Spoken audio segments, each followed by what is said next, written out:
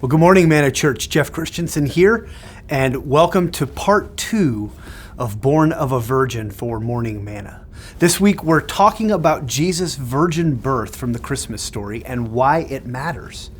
Yesterday, we discussed the fact that the virgin birth fulfilled prophecy, and today, we're going to cover Jesus as fully God and fully man.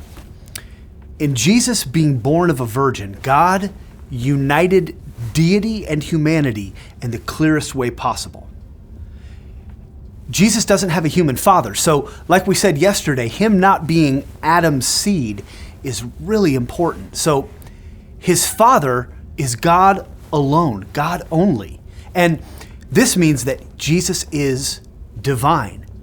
God the Son became a human. We find in Colossians chapter 2, verse 9, that it reads this way, and says, "For in him the whole fullness of deity dwells bodily." The whole fullness of deity dwells in Jesus bodily. Jesus is fully God. And we'll discuss the significance of that in the next day or two as well, but he's also fully human. Today, let's think about that from a particular perspective.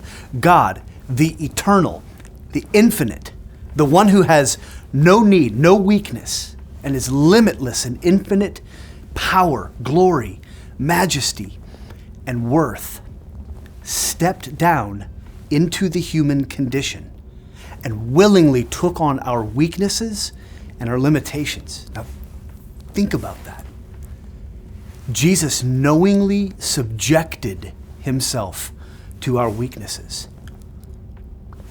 Can we even imagine what it must be like for the infinite, limitless God to all of a sudden have limits? Think of how utterly beneath Jesus, how utterly beneath God it is to all of a sudden have to sleep, to have to eat, to get cold, to get sick, not to be crass, but to have to use the bathroom, to feel physical pain and all of the other human frailties that we don't even think about because we're finite and we're fallen. And so these limitations are just second nature to us, but they are not second nature to God. They are not God's nature. These things are infinitely beneath his majesty and his dignity, and they would be a humiliation to God, the God of the universe. And yet he willingly took on these limitations to be one of us. How incredible is that?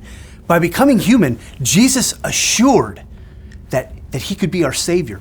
And we'll talk about that this week. But today, I just want you to consider how unbelievable his love is, that he would be willing to accept the indignities of human weakness and step down into our sin, our shame, our darkness, and be present with us as one of us to make right for us all of the wrong that we could not change.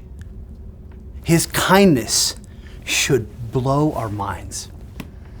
It's good to be with you today, Manna Church. Come back tomorrow for part 3 of Born of a Virgin for Morning Manna.